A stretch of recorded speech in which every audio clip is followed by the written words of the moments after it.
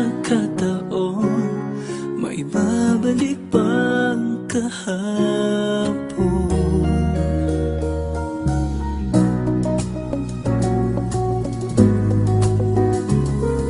Natatandaan mo pa ba nang tayong dalawa ay unang nakita?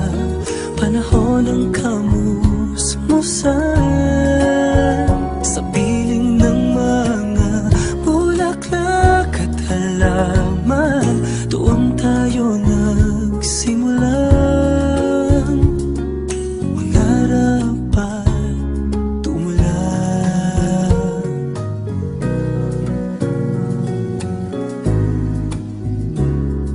Natatandaan mo ba ba? Inugit ng puso sa punong mangga at ang hinalay mong gumamela. Magkahawag kamay sa dalampasigan, malayang tulad ng mga ibon ang gunita ng ating kahapon. Ang mga puno't halaman ay kabiyak ng ating gunita. Sa paglipas ng panahon, bakit kailangan ding lumisan? Panapanahon ng pagkakataon, maibabalik bang kahapon? Ngayon ikaw ay nagbalik, at tulad ko rin ang iyong pangarapin. Makita ang dating kanlungan, Tahanan ng ating tula at pangarap, ngayon ay naglaho na.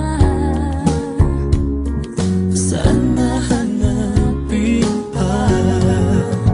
Lumilipas ang panahon, kabiyak ng ating gunita. Ang mga puno't halaman, bakit kailangang lumisan? Panapanahon ng pagkakataon, May babalik bang kahapon?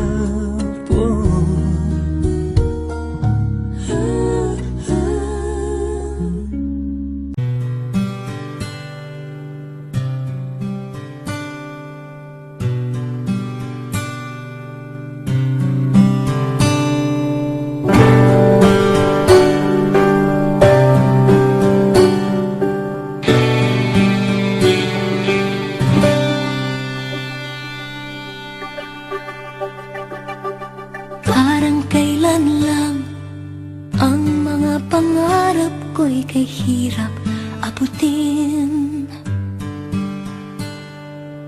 Dahil sa inyo, napunta ako sa aking nais marating. Nais ko kayong pasalamatan kahit man lamang sa isang awitin.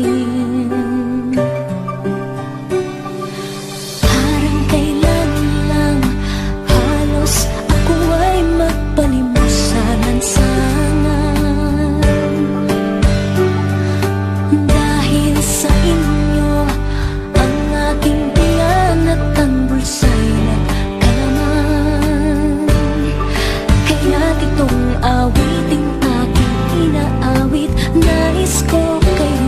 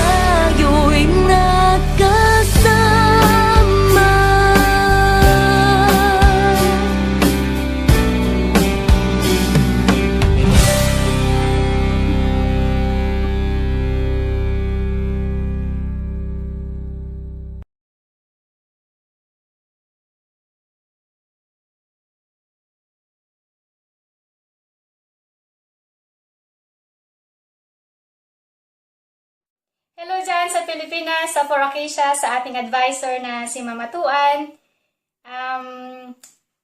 Hello po sa inyo lahat, na-miss ko po kayo. Pero gusto ko pong kunin ang pagkakataon na ito upang ipakilala ang aking sarili. Maaari pong ako'y nakalimutan nyo na dahil nung po ako'y nag-aaral medyo ganyan na po ako kalaki. Hindi po, joke lang po yan. Ako po si Risa, isa sa mga makukulit niyong estudyante at pasaway niyo nung araw. Nandito po ako ngayon sa Paris, France. Dito na po ako naninirahan. At gusto ko pong samantalahin ng pagkakataon na ito upang magpasalamat sa inyo. Salamat po ma'am sa mga turo, sa mga aral, at sa paghubog ninyo sa amin nung kami mga nag-aaral pa. At higit sa lahat, salamat sa pagmamahal na ipinaramdam niyo sa amin na parang isang tunay na anak.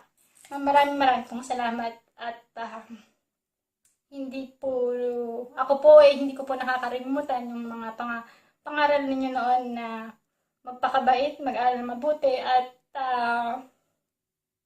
yun po. Marami na po akong napuntaang lugar, marami na po akong nalakbay, pero hindi ko po nakakalimutan na may isang guro at isang dakilang guro na nagparamdam sa amin ng pagmamahal na parang isang tunay na ina. Maraming pong salamat. Medyo seryoso po ako. Maraming pong salamat sa inyo. Salamat po sa pagmamahal. Ngayon ko lang po na-appreciate ng gusto nung makagraduate po kami ng college, ay ng high school, nag-college, at sumabak na sa buhay, tunay na buhay ng isang mag-aaral na kung saan hinubog niyo ng gusto upang maging mabuting tao. Maraming pong salamat. Wala po akong masabi kung hindi ipasasalamat at ang dalangin ko po, maaari pong hindi po natin na masabi kung kailan tayo magkikita at hindi ko rin po alam kung kailan makakauwi, pero ang isa lang po sa ipinasasalamat ko sa Panginoon ay ang pag-ibig niyo po at ang pangaral niyo sa amin ay nakatatak sa aming mga puso. At naging puhunan na kung saan naging mabuti kaming tao. At ayun po, masasabi ko po na isa po ako sa ako po, proud po akong sabihin na ako po ay isa sa produkto ng Gallego na ang aking advisor ay mahal na advisor ay naging inspirasyon ko habang ako ay nag-aaral, na ako'y magtrabaho, at masasabi kong naging successful po ako sa aking profession na aking kinuha. Ako po ay graduate ng computer science, at pagka-graduate ko po ng computer science, ako po ay nagtrabaho na sa iba't ibang bansa at narating ko na po ang mga lugar na hindi ko po na-imagine noon na mararating ko, na ang isang bata na pasaway noon at makulit na yun, naging seryoso na po ngayon. At sa aking mga kaklase, sa aking mga kaibigan, sa aking mga chipmate, sa aking mga kakopyahan ng araw, na-miss ko kayong lahat. Salamat sa magandang alaala, salamat sa ating mga pinagsamahan. Though minsan nagkakaroon tayo ng tampuhan, kulitan tayo mga nag-aaral, pero yun ay isang magandang alaala ng ating mga kabataan. At tandaan natin ang pagmamahal at pag-iibigan natin sa isa sa bawat isa, bilang isang magkakapatid, magkakaibigan, magkakaklase, ay hindi matatawaran ang ating mga pinagsamahan. Kaya kayong mga nandyan sa Pilipinas, magmahalan kayo, magmalasakitan kayo sa isa't isa, at magturingan kayo na gaya ng pagtuturingan natin noong tayo mga bata pa na para tayo magkakapatid. Maraming salamat sa mga magagandang alaala. At higit sa lahat, natutuwa ako dahil nagkaroon kayo ng pagkakataon na magkatipon-tipon, hindi kayo nakakalimot sa isa't isa. At panatilihin natin yung magkumustahan tayo pag tayo ay hindi na natin nakikita ang ating mga kaibigan or ating mga kaklase. Kumustahin natin sila, paalalahanan natin sila, intindihin natin sila, at iparamdam natin